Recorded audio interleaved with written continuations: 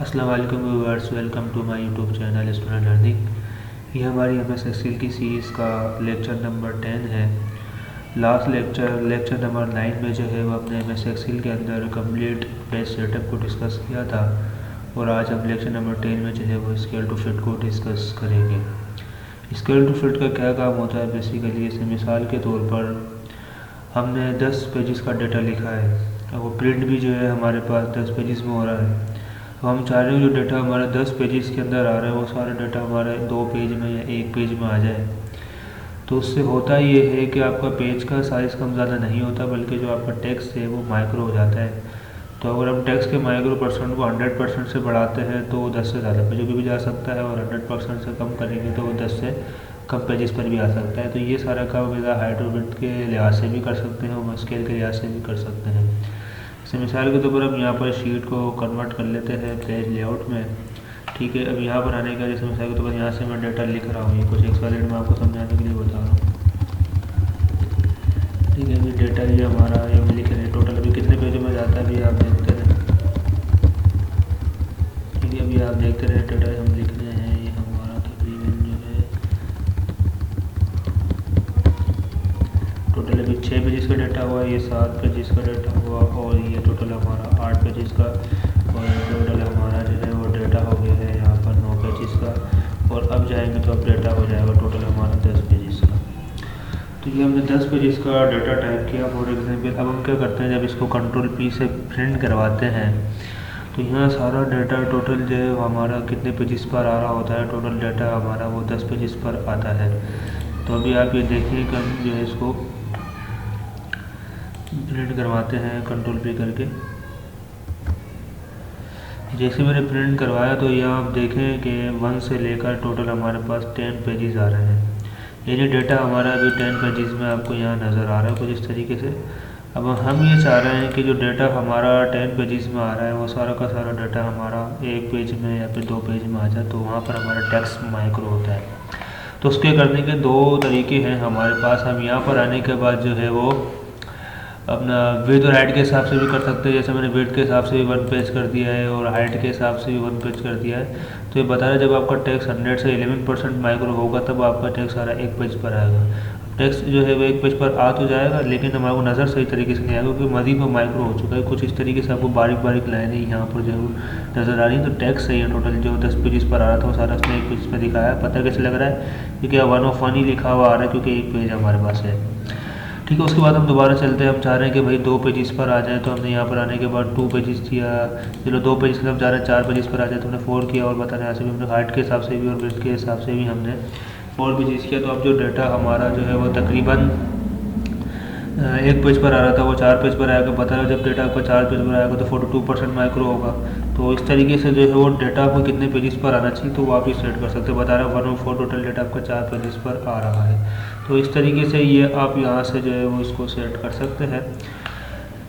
उसके बाद अगर आप परसेंट के लिहाज से सेट करना चाह रहे हैं वो भी हो सकता है। तो सारा काम हम यहाँ से भी कर सकते हैं, वरना आप स्केल टू फिट पे क्लिक करेंगे तो ऑप्शन सारे आपके सामने यहाँ पर भी आ जाएंगे और ये लिखा हुआ है एडजस्ट।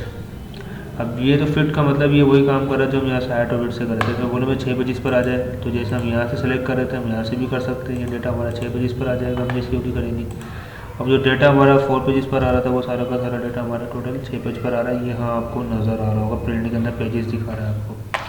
ठीक है, उसके बाद इसी तरीके से जो है हम यहाँ पर परसेंट के लिहाज से करना चाह रहे हैं तो वो भी कर सकते हैं। कि मैंने बोले भाई हम जो है परसेंट के लिहाज से उसको मैनेज करना चाह रहे हैं, तो मैंने बोला 100% हम कर देते हैं। तो अब यहाँ ये होगा जो डाटा हमारा हमने बोला 100%, तो जाहिर सी बात है जब टेक्स्ट हमारा 100% माइक्रो होगा तो वो कितने पेजेस में जा सकता है वो अभी आप देखिएगा यहाँ पर। तो टोटल वो दोबारा हमारे पास कितने पेजेस पर आएंगे, 10 पेजेस पर। आप फिर में जाकर चेक कर सकते हैं, यहाँ पर टोटल डाटा हमारा 10 पेजेस पर ही आ रहा है। ठीक है, उसके बाद जो है इसी तरीके से मतलब इसका आप यूज़ कर सकते हैं। अगर मैं 100% से बढ़ाता हूँ तो डाटा हमारा जो है वो 10 से ज़्यादा पेज पर चले जाएगा। जैसे मैंने 150% किया तो फिर वो हो सकता है वो 14 या 50 पेज पर चले जाए। इस तरीके से आप यहाँ देखिए यूज़ कर सकते हैं। बता देंगे 15 पेजेस पर चले गया। तो इस तरीके से आप परसेंट के लिहाज से जो उसको बढ़ा भी सकते हैं और कम भी कर सकते हैं। कि जो डाटा 10 पेज का था वो कितने पेजेस पर आना चाहिए, वो 100% से बढ़ाएंगे तो 10 पेज से ज़्यादा चले जाएगा, और 100% से कम करेंगे तो 10 पेज से कम पर आ जाएगा। अच्छा, उसके बाद हम जो है वो डिस्कस करते हैं शीट ऑप्शंस के, ये ग्रिड लाइंस वगैरह को। ये ऑप्शन मैंने लास्ट टाइम आपको पेज सेटअप में भी बताए थे। जैसे यहाँ पर हमारे पास ये देखें प्रिंट टाइटल वगैरह चलते हैं तो यहाँ पर भी प्रिंट लिखा हुआ है। ठीक है, अब यहाँ से हम ग्रिड लाइन्स पे चेक लगाएं या वहाँ से लगाएं वो बात एक ही है। ठीक है, ये बात कर रहा है प्रिंट के व्यू की ना।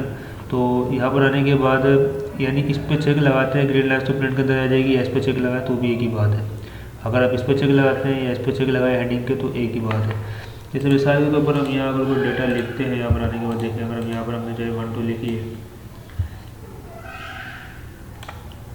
ठीक है, अब यहाँ पर आने के बाद जो है हम थोड़ा सा डेटा और लिख लेते हैं। अब जब हम प्रिंट करा रहे हैं तो ग्रिड लाइन्स वगैरह यहाँ तो नज़र आ रही है, इधर भी मतलब नज़र आ रही है, मतलब ग्रिड लाइन्स भी नज़र आ रही है, हेडिंग्स कॉलम और रो की भी नज़र आ रही है, क्योंकि हमने व्यू पे तो चेक लगाया हुआ है। ये व्यू बात कर रहा है इस व्यू की। लेकिन अगर हम प्रिंट में जाते तो प्रिंट में हमें ये चीज़ नहीं दिखा रहा, तो हम चाह रहे प्रिंट में भी दिखाए तो हम यहाँ से चेक लगा देंगे। प्रिंट में इधर भी प्रिंट में चेक लगा देंगे और हेडिंग में भी प्रिंट में चेक लगा देंगे। तो अब हेडिंग में मतलब जो प्रिंट में दोनों चीज़ें दिखाएगा, ग्रिड लाइन भी दिखाएगा और हेडिंग भी आपको दिखाएगा। ये कुछ इस तरीके से आप ये देखें तो ये आपको नज़र आ रहा होगा यहाँ पर। ये आपको देखें ग्रिड लाइन्स भी दिखा रहा है और ये रोल कॉलम की हेडिंग्स भी आपको क्या करवा रहा है, यहाँ पर शो करवा रहा है। तो इस तरीके से जो है वो आप इसका यूज़ कर सकते हैं। तो आई होप आपको ये भी समझ में आ गया होगा। अब चलते हैं हम आगे। जो है ये ऑप्शंस आपके पास आ रहे हैं, ब्रिंग फॉरवर्ड, सेंड बैकवर्ड, तो ये मुझे रिपीट करने की ज़रूरत नहीं। ये सारे के सारे ऑप्शन मेरा शेप के अंदर आपको पढ़ा कर आ चुका हूँ। जैसे मैंने साइड के टेबल में आपको शेप पढ़ाया तो ये प्रॉपर्टी सारी वहाँ पर ही मौजूद थी। ये देखिए हमारे पास अरेंज का ऑप्शन आ रहा है, bring forward, send backward, selection plane वगैरह, ग्रुप, रोटेट वगैरह। तो यही सारे के सारे ऑप्शन हमें पेज लेआउट में यहाँ पर भी दिए हुए हैं। अरेंज यहाँ पर भी लिखा हो तो ये सेम ऑप्शन हम जो वहाँ से अप्लाई कर रहे हैं वो यहाँ से भी कर सकते हैं। तो ये ऑप्शन तभी अवेलेबल होंगे जब आप किसी ऑब्जेक्ट पर काम कर रहे होंगे। क्लियर है। तो नेक्स्ट जो टैब है हमारी जो है वो फार्मूला की टैब है, उसे भी हम यहाँ डिस्कस कर लेते हैं थोड़ा सा। ठीक है, फार्मूला की टैब हमारे पास क्या होती है, हम इधर आते हैं तो यानी जितने फार्मूले हम डिस्कस करेंगे, अभी तो फिलहाल मैंने किसी वीडियो में फार्मूला नहीं बताया। मैं फार्मूले के लिए जो है वो अलग से वीडियो रिकॉर्ड्स करूँगा जिसमें सारे हम खाली फार्मूले को ही क्या करेंगे, डिस्कस करेंगे, जिसमें से कुछ एडवांस फार्मूले को भी हम डिस्कस करेंगे। जस्ट ये हम फार्मूले के अंदर आते हैं, लिखा हुआ है फंक्शन लाइब्रेरी, यानी जितने हम आने वाली वीडियो में फंक्शंस पढ़ेंगे वो सारे हम इस लाइब्रेरी से भी इंसर्ट करवा सकते हैं। ठीक है, फंक्शन लिखने के 2-3 तरीके हमारे पास होते हैं। जैसे हम यहाँ पर आने के बाद टू सम लिखते हैं। ठीक है, सम लिखा, सम लिखने के बाद हमने ब्रैकेट ओपन करा, करने के बाद हमने यहाँ इसको जो है वो एक रेंज दे दी है, फिर हमने कोमा लगाया, फिर हमने इसको दूसरी रेंज दी। तो क्या करेगा, दो टोटल्स को वो सम करके हमें दिखा देगा कुछ इस तरीके से। तो यह फंक्शन का लिखने का तरीका ये भी था। इस तरीके से फंक्शन को हम यूज़ कर सकते हैं। दूसरा तरीका ये होता है कि आप इंसर्ट फंक्शन के थ्रू भी जाके कोई फंक्शन इंसर्ट करवा सकते हैं। जैसे आप क्लिक करेंगे तो जितने फंक्शंस आपको फंक्शन लाइब्रेरी में दिखा रहे हैं वो सारे इंसर्ट फंक्शंस के अंदर भी मौजूद हैं। वह सारे फंक्शन आप यहाँ से भी सर्च कर सकते हैं। जैसे मिसाल के तौर पर आपको कौन सा फंक्शन चाहिए वो नाम लिख के आप यहाँ से सर्च कर लें, वरना फंक्शन के नाम सारे यहाँ पर भी आ रहे हैं। वरना आप इजीली यहाँ से कोई फंक्शन का नाम नज़र नहीं आ रहा तो उससे आप जो है वो यहाँ से सर्च कर सकते हैं। तो जैसे मैंने दोबारा सम का फंक्शन यूज़ किया अभी, क्योंकि मैंने सम का फंक्शन इसलिए यूज़ कर रहा हूँ क्योंकि आगे मैंने कोई फंक्शन आपको पढ़ाया नहीं, तो इंशाल्लाह आने वाली वीडियोज़ में फंक्शंस को भी डिस्कस करेंगे। तो हम इस पर सम को ओके करते हैं। फंक्शन आपने सम का सिलेक्ट कर लिया तो यहाँ पर वो आपसे रेंज मांग रहा है। ठीक है, अब रेंज आपसे मांग रहा है, वो पूछ रहा है कि भाई कहाँ का डेटा आप सम करवाना चाह रहे हैं, वहाँ की रेंज है। अगर मैं सारा डेटा सम करवाना चाह रहा हूँ तो हमारा काम एक ही रेंज में हो जाएगा। ठीक है, अगर मैं सारा डेटा सम नहीं करवाना चाह रहा, मैंने बोला भाई खाली जो है हमारा फर्स्ट वाली लास्ट वाली का हो, तो फिर हमारी 2 रेंज में काम होगा। तो हमने पहले फर्स्ट वाली को सिलेक्ट करना है, फिर नंबर 2 में जाके हमने सेकंड वाली को सिलेक्ट करना है, तो ये हमारी 2 रेंज हो जाएगी। फिर वो इन 2 को ही सम करेगा, बाकी अदरवाइज़ किसी और को सम नहीं करेगा। ओके करेंगे, ओके करेंगे तो जैसे यहाँ पर हम आएंगे तो कुछ इस तरीके से आपको क्या करवाएगा, ये आंसर वही शो करवा रहे हैं। तो इस तरीके से आप इसका यूज़ कर सकते हैं। तो फंक्शन इंसर्ट कराने का एक और तरीका है रिसेंटली यूज़ में, मतलब जितने फंक्शन हम जो है वो यूज़ करते जाएंगे उधर रिसेंटली यूज़ में आपको दिखा रहे फंक्शन आपको यहाँ से भी यूज़ कर सकते हैं। लाइब्रेरी में और भी बहुत सारे फंक्शंस हैं। फाइनेंशियल मतलब जो है फाइनेंशियल स्टेट से रिलेटेड जो फंक्शंस हैं, लॉजिकल फंक्शंस हैं, एरर वगैरह, ये सारे चंद हम आने वाली वीडियोज़ में डिस्कस करेंगे। और ये भी हमारे पास आ रहे हैं सारे फंक्शंस, तो इसके लिए मैं अलग से वीडियो बनाऊंगा जिसमें सारे फंक्शंस आपको समझाऊंगा जो हमारे पास आगे रूटीन में यूज़ होते हैं। तो फंक्शन के लिए मकसद है इंसर्ट फंक्शन से जैसे हमने करवाया तो रिसेंटली यूज़ करते जाके भी सम के फंक्शन हम यहाँ से यूज़ कर सकते हैं। हम क्लिक करेंगे तो वही सेम चीज़ आ जाएगी जैसे हमने यहाँ पर बताया, तो वो भी हम कर सकते हैं। अब मैं देखें सबको सम करवा रहा हूँ तो मेरा काम एक ही रेंज में हो जाएगा। ठीक है, यहाँ से लेकर यहाँ तक के मैंने डेटा को सेलेक्ट किया। देन सेलेक्ट करने के बाद जैसे ही ओके करूँगा तो सारा का सारा डाटा हमारा सम होकर हमारे पास यहाँ पर आ जाएगा। क्लियर है यहाँ पर आपके पास हो। उसके बाद हमारे पास जो है वो अगला ऑप्शन आता है। अगला ऑप्शन हमारे पास आ रहा है डिफाइन नेम। तो अभी ये तो तकरीबन फंक्शन लाइब्रेरी तो हम जो है वो मैंने बता दिया। फंक्शन इंसर्ट करवाने के 3 तरीके हैं। आप खुद लिख के भी टाइप कर सकते हैं, इंसर्ट फंक्शन से भी कोई फंक्शन इंसर्ट करवा सकते हैं, और लाइब्रेरी के थ्रू भी आप बहुत सारे फंक्शन इंसर्ट करवा सकते हैं। अब ये हम आने वाली वीडियोज़ में आगे देखेंगे कि फ़ंक्शन का कैसे यूज़ हम कर सकते हैं। तो सारे फंक्शन के लिए मैंने बता दिए हैं। फार्मूले के लिए मैं अलग से वीडियो क्रिएट करूँगा आने वाले लेक्चर्स में। तो अब आने वाले के मतलब जो है हम यहाँ पर आते हैं आगे। तो ये बता रहा डिफाइन नेम। हम किसी पार्टिकुलर सेल का नाम अपनी मर्ज़ी के लिहाज से उसे हम डिफ़ाइन कर सकते हैं। ठीक है, तो ये सारे हैं, ये सिलेक्शन के थ्रू नाम डिफ़ाइन कर रहा होता है, ये हम खुद भी कर सकते हैं। जैसे मिसाल के तौर पर अब आप देखें यहाँ पर हमारे पास जो है, जैसे मिसाल के तौर पर यहाँ देखें, अब जैसे ये सेल है आपको नज़र आ रहा है। ठीक है, ये जो सेल आपको नज़र आ रहा है, सेल का नाम आपको पता है A1 यहाँ पर लिखा हुआ आ रहा है। ठीक है, अब मैं जैसे मिसाल के तौर पर अगर हम इसको इक्वल्स टू A1 लिखते हैं तो डायरेक्ट हमारा ये सेल कॉल होता है। लेकिन मैं इसको अपने हिसाब से कोई दूसरा नाम भी देना चाह रहा हूँ तो वो भी हम इसे दे सकते हैं। तो कैसे देंगे हम यहाँ पर, तो उसका ये पहले सेल को सिलेक्ट करेंगे, दैन डिफाइन नेम पे आप जैसे ही क्लिक करेंगे तो ये आपके पास एक बॉक्स आ जाएगा। तो कहने का मकसद जैसे हम इस सेल को डिफाइन कर रहे हैं, इस तरीके से हम बहुत सारे सेलों को उनके नामों से डिफाइन कर सकते हैं। अब आप इस सेल का क्या नाम देना चाह रहे हैं उसको उसको अपनी मर्ज़ी के हिसाब से आप यूज़ कर सकते हैं। तो जैसे मैंने बोला भाई इस सेल का नाम हम इसको दे देते हैं, हमने जो इस सेल का नाम हमने रख दिया है माई सेल। तो जैसे हमने इस सेल का नाम दिया है, अब देखें, अब जिस सेल का नाम आपने दिया उस सेल का एड्रेस यहाँ नीचे लिखा हुआ है, बता दें सेल का नाम जो आपने माई सेल रखा हुआ है। तो अब इस नाम से भी हम इस सेल को कॉल करवा सकते हैं। बस हम जिन जिन सेलों को हम जो नाम देते रहेंगे वो सारे सेल हमारे यूजिंग फार्मूला था, वो सारे नाम हमारे यूजिंग फार्मूला में हमें दिखाता रहेगा। जैसे मिसाल के तौर पर जैसे मैंने ओके करा तो इस सेल का नाम माई सेल हो गया है, तो ये नाम हमारे यहाँ पर भी दिखा रहा है, डायरेक्ट उसको हम यहाँ से भी यूज़ कर सकते हैं। तो जिन सेलों को जिन नामों से डिफाइन करते हैं वो सारे नाम यहाँ दिखाएगा। ठीक है, माई सेल में जैसे ही क्लिक करूँगा तो देखें हमारा डायरेक्ट वो वाला सेल कॉल हो रहा है। ठीक है, तो हम इस नाम से भी जो है उसे कोई नाम देकर जो है उसी नाम से सेल को कॉल करवा सकते हैं। तो कुछ इस तरीके से यहाँ पर आपको जैसे अभी 0 ही लिखा हुआ आ रहा है, तो इस तरीके से आपके सामने इसको आप ये यूज़ कर सकते हैं। अब यहाँ 0 भी लिखा हुआ है क्योंकि आपको वैल्यू नहीं, जैसी जो वैल्यू लिखूँगा वो यहाँ पर हमारे पास आती रहेगी। तो इस तरीके से हम बहुत सारे सेल देना चाहें तो आप इसको भी जो है इनके नामों से डिफाइन कर सकते हैं। जैसे मैंने ए वाले सेल को किया, जैसे मैं इसको करना चाह रहा हूँ, क्लिक करके जैसे इस पर क्लिक करूँ तो वही ऑप्शन आ जाएगा। तो इस तरीके से आप इस वाले सेल को भी इस किसी पार्टिकुलर नाम से उसे आप डिफाइन कर सकते हैं, मुझे बताने की ज़रूरत नहीं है। ठीक है, उसके बाद हम इसी तरीके से यहाँ पर जो है क्रिएट फ्रॉम सिलेक्शन पे चलते हैं। सिलेक्शन के अंदर रहते हुए हम सेलों के नाम कैसे जनरेट कर सकते हैं वो देखें। हम यहाँ पर तो हम पहले थोड़ा सा डाटा लिख लेते हैं, उसके बाद हम यहाँ इसको देखते हैं। तो यहाँ पर मिसाल के तौर पर हमने 3 कॉलम बनाए, नेम, और यहाँ पर आने के बाद हमने लिख दिया है सब्जेक्ट। ठीक है, और यहाँ पर हमने के बाद इसको हमने लिख दिया है हमने यहाँ पर इसको लिख दिया है यहाँ पर जो है वो कोर्स। ठीक है, अब यहाँ पर आने के बाद